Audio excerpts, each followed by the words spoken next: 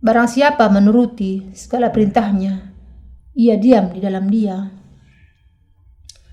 1 Yohanes 3 ayat 17-24. Barang siapa mempunyai harta duniawi dan melihat saudaranya menderita kekurangan, tapi menutup pintu hatinya terhadap saudara-saudara itu, bagaimana kasih Allah dapat tetap di dalam dirinya?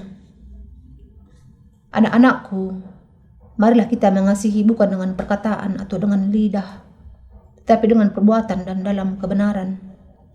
Demikianlah kita ketahui bahwa kita berasal dari kebenaran. Demikian pula kita boleh menenangkan hati kita di hadapan Allah, sebab jika kita dituduh olehnya, Allah adalah lebih besar daripada hati kita, serta mengetahui segala sesuatu. Saudara-saudaraku yang kekasih, jikalau hati kita tidak menuduh kita, maka kita mempunyai keberanian percaya untuk mendekati Allah, dan apa saja yang kita minta, kita memperolehnya daripadanya, karena kita menuruti segala perintahnya dan berbuat apa yang berkenan kepadanya. Dan inilah perintahnya itu, supaya kita percaya akan nama Yesus Kristus, Anaknya, dan supaya kita saling mengasihi sesuai dengan perintah yang diberikan Kristus kepada kita. Barang siapa menuruti segala perintahnya, ia diam dalam Allah dan Allah dalam Dia. Dan demikianlah kita ketahui bahwa Allah ada dalam kita, yaitu Roh yang telah Ia karuniakan kepada kita. Hidup seturut dengan perintah Allah. Bagian firman Tuhan hari ini menjelaskan kepada kita untuk saling mengasihi sesuai dengan perintah Allah. Rasul Yohanes mengatakan dalam 1 Yohanes 3 ayat 14-15, kita tahu bahwa kita sudah berpindah dari dalam maut ke dalam hidup, yaitu karena kita mengasihi saudara kita.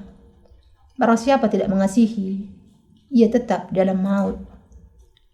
Setiap orang yang membenci saudaranya adalah seorang pembunuh manusia. Dan kamu tahu bahwa tidak ada seorang pembunuh yang tetap memiliki hidup yang kekal di dalam dirinya. Bagian ini menjelaskan kepada mereka yang sudah keluar dari maut dan masuk ke dalam kehidupan dengan percaya kepada Injil dan Roh yang diberikan oleh Tuhan. Ayat itu menjelaskan bahwa kalau kita memang diselamatkan dari segala dosa dunia ini, maka kita harus saling mengasihi. Dengan demikian, kalau kita sudah berpindah dari maut kepada hidup dengan percaya kepada Injil yang benar ini, maka sangat benar sekali kalau kita saling mengasihi dan lakukan pekerjaan Allah. Sebelumnya, Rasul Yohanes juga mengatakan dalam 1 Yohanes 3 ayat 11, sebab inilah berita yang telah kamu dengar dari mulanya, yaitu bahwa kita harus saling mengasihi. Jalan kehidupan yang dikehendaki oleh Yesus Kristus Allah kita adalah agar kita bisa saling mengasihi dan saling bersatu. Kita sudah menerima kasih pendamaiannya, dan sebagai hasilnya kita sudah berpindah dari maut kepada hidup. Bagaimana kemudian kita harus menjalani kehidupan di hadapan Yesus Kristus, Allah yang benar? Kita harus mengasihi bukan hanya di bibir saja, tetapi di dalam iman kita kepada Injil dan Roh. Kasih kita kepada Allah tidak bisa dipaksakan dari diri kita, tetapi harus muncul dari kedalaman hati kita dan iman kita kepada Injil dan Roh. Tuhan kita sudah mengubahkan kita sepenuhnya, sehingga kita tidak bisa tidak saling mengasihi. Karena Tuhan sangat mengasihi kita, Ia sudah menyelamatkan kita dari segala dosa kita dan memberkati kita secara berlimpahan.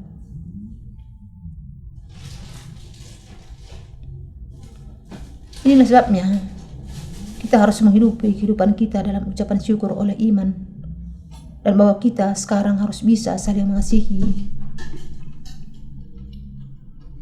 di dalam Injil dan Roh, karena Tuhan kita sudah menghapuskan segala dosa kita dalam Injil yang indah ini. Sangat mustahil bagi kita tidak saling mengasihi. Hal ini dengan kata lain, karena Roh Kudus berkuasa dalam hati kita, sehingga kita saling mengasihi. Kuasa yang mendorong kemampuan kita untuk mengasihi Allah dan sesama berasal dari iman kita kepada Injil dan Roh. Karena kasih Tuhan berkuasa dalam hati kita, kita semua tidak bisa tidak mengasihi Tuhan dan orang-orang lain. Yesus Kristus kita memerintahkan agar kita semua yang sekarang hidup di zaman perjanjian baru saling mengasihi. Masing-masing kita menjadi sumber kekuatan yang berlipat ganda untuk sesama kita. Agar memiliki keyakinan kepada Allah, kita harus hidup sesuai dengan kehendak Allah dengan iman. Ketika hati kita memiliki keyakinan kepada Allah, semua yang kita minta dari Dia di dalam doa kita akan dijawab. Keyakinan ini datangnya hanya ketika kita memiliki iman yang berkenan kepada Allah, yaitu iman yang percaya kepada Injil dan Roh. Ketika kasih Tuhan kita datang untuk berdiam di dalam hati kita, Anda akan dipimpin untuk melakukan karya kebenarannya, memiliki hati yang penuh keyakinan, dan dengan itu membawa kesukaan bagi Tuhan. Ketika kasih Kristus datang untuk memerintah di dalam hati kita, siapapun kita akan dipimpin untuk melakukan kehendak Tuhan tanpa kecuali. Ini adalah karena mereka yang sudah menjadi orang-orang benar tidak bisa tidak mengasihi orang-orang lain. Orang yang sungguh-sungguh sudah memiliki kasih Kristus dalam hatinya akan ditentukan untuk menerima keberanian dalam hatinya, karena ia akan berkehendak untuk melakukan karya kebenarannya.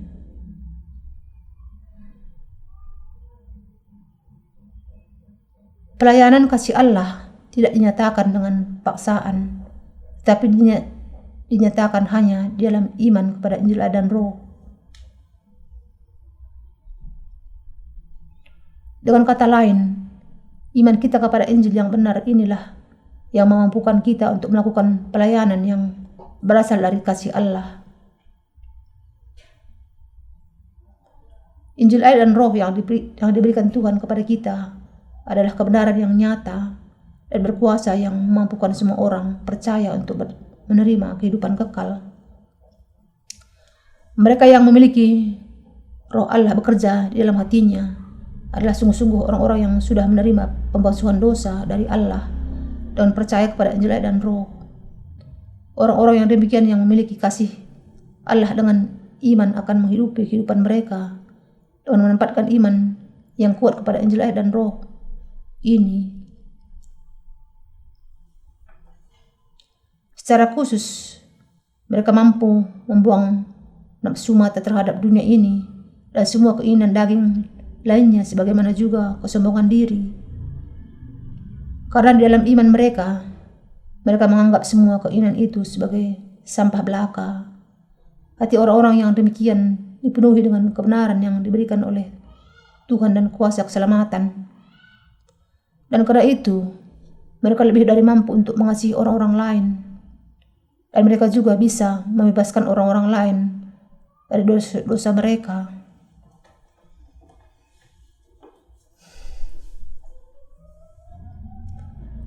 Apa yang akan terjadi kalau Anda tidak membuang keinginan daging Anda setelah dilahirkan kembali dari air dan Roh?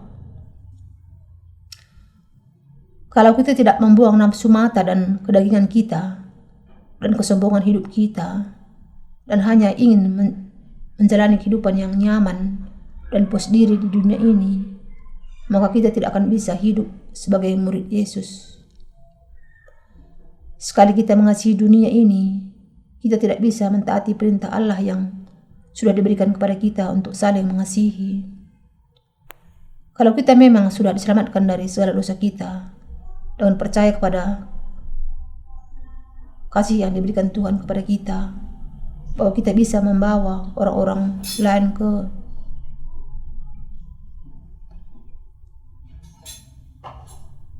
jalan yang memampukan mereka untuk juga dibasuhkan dari segala dosa mereka di dalam Yesus Kristus. Menyerahkan diri kita kepada pekerjaan kasih Allah adalah satu-satunya jalan supaya kasih Kristus bisa senantiasa memerintah dalam hati kita dan yang membuat Anda bisa senantiasa dipenuhi dengan kepenuhan Roh Kudus. Inilah rahasia yang memampukan Anda untuk menghidupi kehidupan Anda di dalam kepenuhan Roh Kudus dengan percaya kepada Injil air dan Roh, agar kita orang-orang Kristen bisa menghidupi kehidupan kita di dalam kepenuhan Roh Kudus. Lebih dari semuanya itu, kita harus terlebih dahulu percaya kepada Injil yang benar ini dan kemudian menyerahkan diri kepada kehidupan dalam terang yang memancarkan terang Allah mengatasi semua kegelapan dunia ini.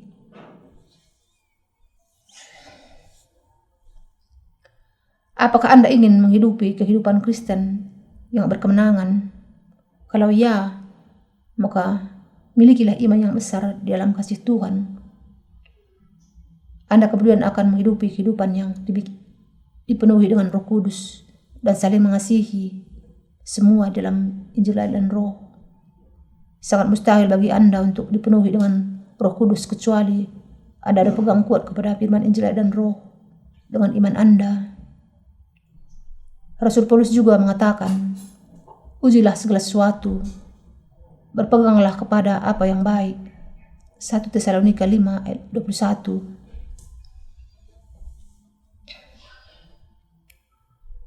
Rasul Yohanes berkata, sebab jika kita dituduh olehnya, Allah adalah lebih besar daripada hati kita serta mengetahui segala sesuatu. Saudara-saudaraku yang kekasih, jikalau hati kita tidak menuduh kita, maka kita mempunyai keberanian percaya untuk mendekati Allah, dan apa saja yang kita minta, kita memperolehnya daripadanya. Karena kita menuruti segala perintahnya dan berbuat apa yang berkenan kepadanya. 1 Yohanes 3 ayat 20-22. Saudara seiman, firman Tuhan ini meyakinkan kita bahwa kalau hati kita tidak menuduh kita di hadapan Allah, maka kita punya keberanian percaya untuk mendekati Allah. Dan apapun yang kita doakan, semua doa kita akan dijawab. Inilah sebabnya kita mentaati perintahnya dan melakukan semua yang berkenan kepadanya. Apakah jenis kehidupan yang tidak menuduh kita di hadapan Allah?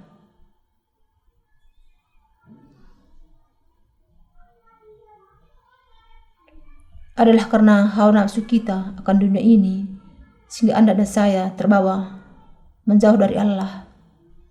Tindakan kita juga memiliki kelemahan, tetapi tidak ada masalah bahwa kita memiliki kelemahan, karena semua manusia memang memiliki kelemahan dalam tindakannya.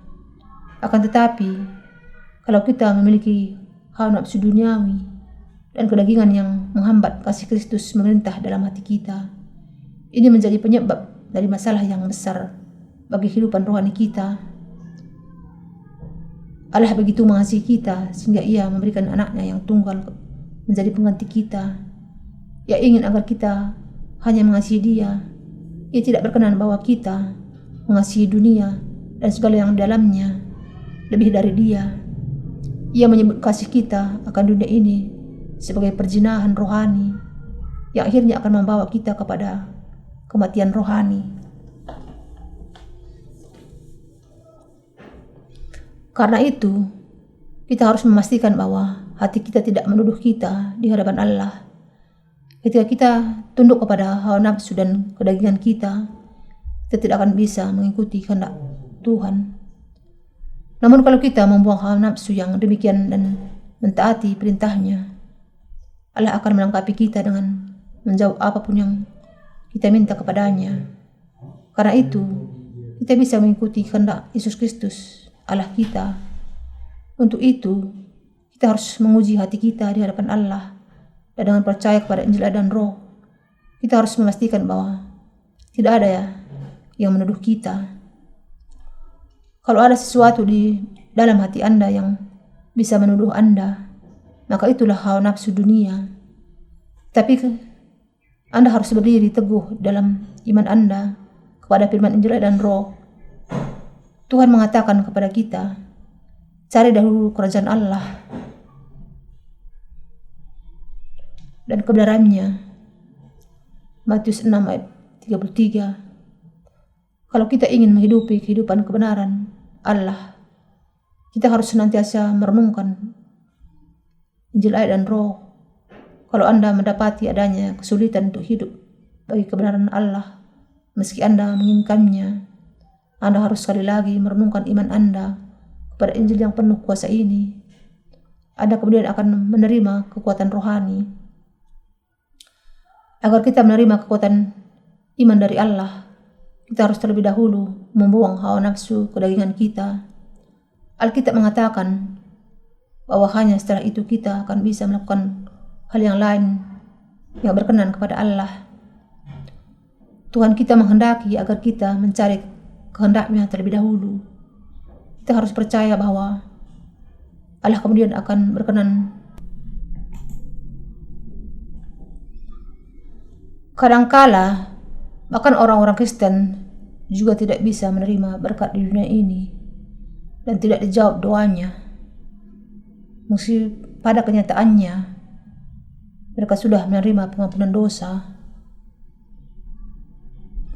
Alasannya adalah karena mereka mengikuti hawa nafsu kedagingan mereka. Orang-orang Kristen yang mengejar hawa nafsu kedagingan mereka akhirnya tidak akan taat kehendaknya dan tidak memiliki kemampuan untuk melakukan karya kebenarannya. Juga kehendak jasmani mereka tidak akan dipenuhi. Karena hal itu, dan akhirnya kehidupan mereka tertinggal dari berkat Allah, baik secara tubuh maupun rohani. Kita semua harus menyingkirkan semua hawa nafsu yang demikian. Bahkan sejak saat ini, kalau kita mengejar hawa nafsu kedagingan kita akhirnya akan jatuh ke dalam jenis iman yang hanya berpusat kepada berkat materi saja.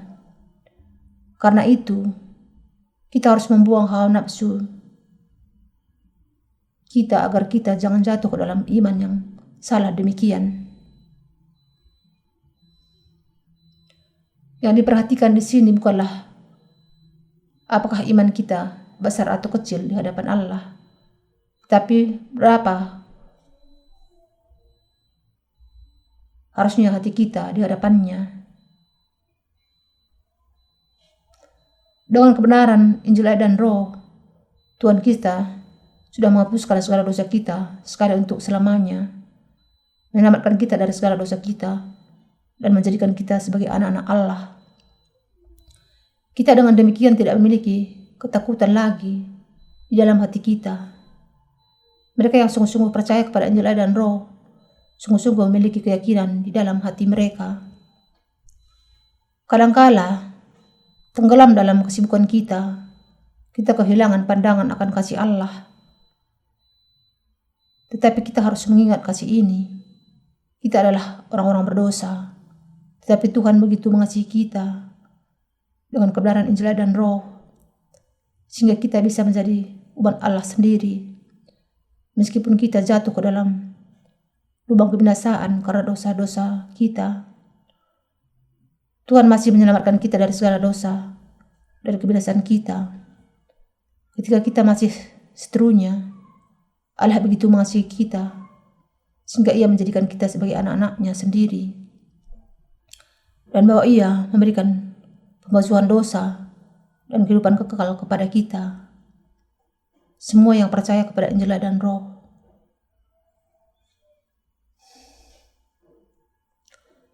Dan Ia mempercayakan kepada kita pekerjaan Allah dan memampukan kita melakukannya. Ia juga mengizinkan kita menerima upah surgawi. Betapa bersyukurnya kita akan semuanya ini, bukan? Kita bersyukur kepada Allah dengan tak terkatakan. Ada saatnya ketika kita jatuh ke dalam hawa nafsu kedagingan dan akhirnya lupa akan kasih Kristus di dalam kehidupan kita. Ada saat di mana kita jatuh dalam keadaan yang demikian, ketika kita menjadi marah dan frustasi, tidak menemukan sukacita dalam kehidupan, dan hati kita menjadi gelap. Tetapi kita bisa menemukan kembali iman kita dan berdiri teguh lagi di dalam Injil kebenaran saat itu juga. Setiap kali kita mengingat kembali bagaimana Tuhan sudah menyelamatkan kita dengan kasih kebenarannya. Akan tetapi, dengan memahami dan percaya bahwa kasih Tuhan kita dicurahkan ke dalam hati kita masih mengucapkan syukur kepadanya. Saya yakin bahwa adalah sebuah mujizat bahwa kita bisa sungguh-sungguh merasakan kasih Allah dalam hati kita, mengenalnya dan mempercayainya. Lebih lagi, ketika saatnya datang akan kenyataan bahwa kita sudah hidup bagi orang-orang lain. Saya sungguh-sungguh sangat bersyukur kepada Allah. Semua manusia cenderung mementingkan diri sendiri, akan tetapi kita hidup bagi jiwa-jiwa lain. Saya hanya bisa mengagumi kuasa Allah yang membuat semuanya menjadi mungkin. Manusia pada dasarnya sangat egois, akan tetapi sekarang kita bisa menjalani kehidupan yang diberkati demikian. Semua hal itu saya yakin tidak lain dari kasih Allah. Namun kalau kita orang-orang benar tidak bisa menanggalkan hawa nafsu dunia kita, maka kita akhirnya juga tidak akan mampu mengikuti Tuhan dan hidup kita akan menjadi tragis. Hawa nafsu duniawi tidak bisa sekaligus disingkirkan. Seolah-olah dengan itu kita kemudian tidak akan memiliki hawa nafsu sama sekali. Itulah sebabnya Paulus mengatakan, saudara-saudara, tiap-tiap hari aku berhadapan dengan maut demi kebanggaanku akan kamu dalam Kristus Yesus Tuhan kita. Aku katakan bahwa hal ini benar. 1 Korintus 15 ayat 31.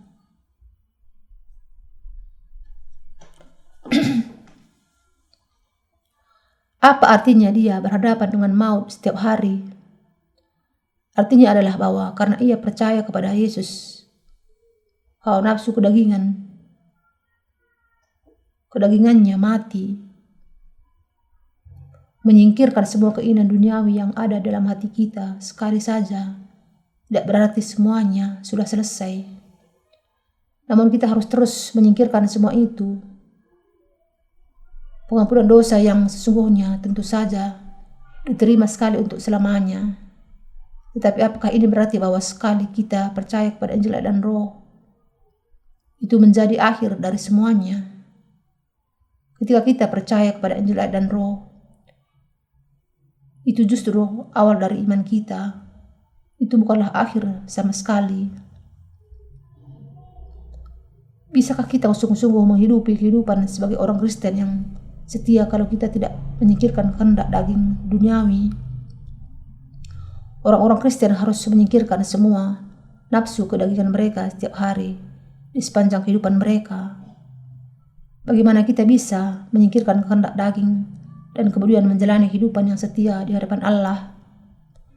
Kita bisa menghidupi kehidupan yang demikian dengan merenungkan dan mengingat kembali kasih Tuhan dan mempraktekkan kebenaran Allah. Pertama-tama, kita harus menetapkan hati kita untuk lurus di hadapan Allah. Ketika hati kita sungguh-sungguh ingin melayani kebenaran Allah, kita kemudian bisa dengan berani meminta apa saja yang kita perlukan untuk melayani Injil. Dengan berdoa kepada Allah untuk memberikan apa yang kita perlukan. Sebagai contoh, iman yang kuat, keperluan materi, rekan sekerja, atau karunia. Kita bisa menghidupi kehidupan yang keberkatan, karena ia pasti akan menjawab kita.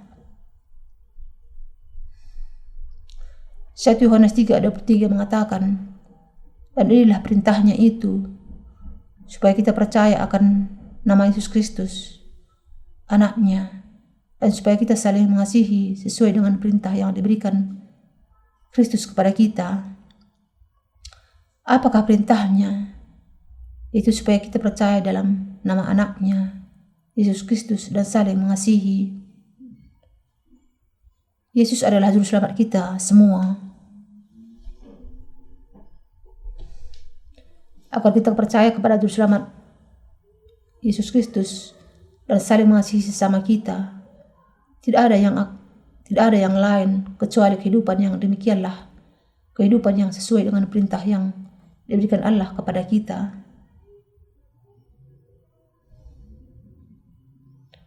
Alkitab mengatakan kepada kita bahwa barang siapa mengasihi Allah dan mengasihi saudara dan saudari dalam iman dan orang-orang lain, itulah yang berdiam di dalam Tuhan. Tapi mereka yang tidak mengasihi Allah, tidak berdiam di dalam Tuhan, adalah karena Tuhan kita adalah Allah kasih, sehingga Ia sudah mengasihi kita dan memberikan kehidupan yang baru serta pengampunan dosa bagi kita. Sesuai dengan perintah yang diberikannya kepada kita dan dituntun oleh kasih-Nya, kita sudah menjadi para pelayan kasih.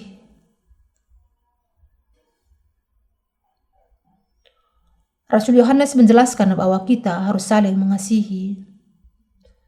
Di antara kita, sebagai orang-orang Kristen dan pelayan Allah, kita harus saling mengasihi dengan sepenuh hati kita.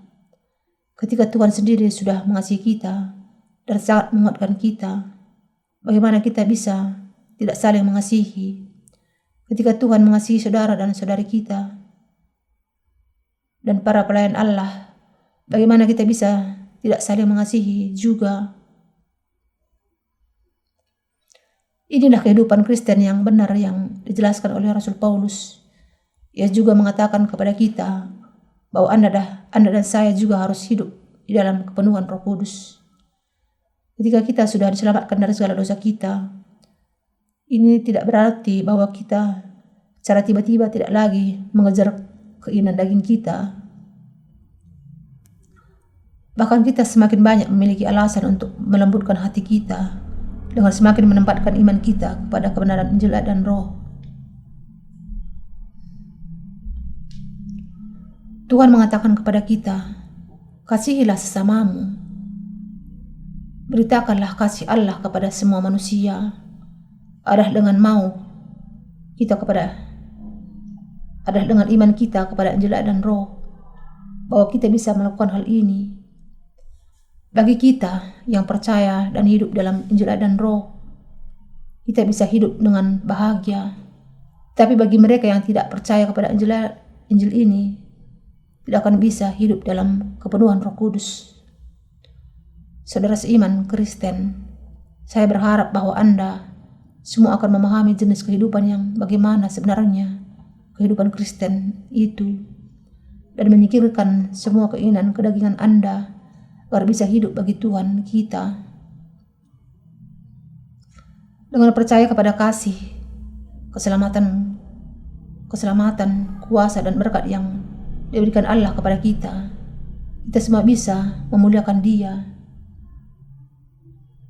Saudara sesama yang orang percaya, Anda harus memahami bahwa para rasul Allah sudah memberitakan Injil dan Roh dengan tiada henti. Para pelayan Allah hari ini juga memberitakan Injil yang sama.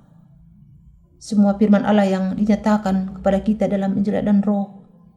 Mengapa? Karena firman Injil dan Roh ini sudah membawa kasih Allah dan kehidupan yang baru bagi kita. Karena Injil dan Roh adalah teramat penting bagi kehidupan kita. Kita semua harus percaya demikian dan memberitakannya dengan tiada henti. Sekarang Anda dan saya memahami dengan jelas jenis iman yang bagaimana yang harus kita hidupi di hadapan Allah. Kita harus mengasihi Allah dan orang-orang lain. Kita harus menyingkirkan hawa nafsu kedagingan kita. Kita harus memiliki iman kepada Injil keselamatan yang benar dan kita harus menghidupi kehidupan bagi Tuhan. Hanya dengan itu kita bisa memelihara iman kita kepada Injil, air, dan Roh ini dan melanjutkan kehidupan kita sampai hari kedatangan Tuhan kembali. Dan hanya dengan itu kita bisa merasakan dan menikmati kuasa dan berkat yang diberikan oleh Kristus secara berlimpah di dalam kehidupan kita dan memperkaya kerohanian orang-orang lain dengan kebenaran keselamatan juga. Adalah doa saya yang paling tulus dan pengharapan saya bahwa Anda semua akan memiliki iman yang benar kepada Injil, air, dan Roh ini. Kalau Anda dan saya sungguh-sungguh memahami kebenaran ini dan menerima pengampunan dosa kita, kemudian kita akan memahami betapa bahagia dan berlimpahnya kehidupan dengan iman di dalam Kristus. Bukankah kebahagiaan kita untuk menjalani kehidupan bagi keselamatan orang-orang lain dan bagi kemuliaan Allah? Di antara kebahagiaan yang demikian, sukacita sejati yang lain adalah bahwa orang-orang benar bisa saling bersekutu. Kita memang harus terus memelihara kebahagiaan yang sejati dengan menempatkan iman kita kepada Injil, dan Roh. Saya yakin bahwa kalau kita terus mengikuti Tuhan dan hidup bagi Dia sampai hari kedatangan Tuhan kembali, kita semua akan sejahtera, baik dalam tubuh maupun roh. Saya memiliki semua keyakinan bahwa kita adalah orang-orang yang paling bahagia melebihi semuanya, karena kasih kebenaran yang sudah diberikan Allah kepada kita. Haleluya.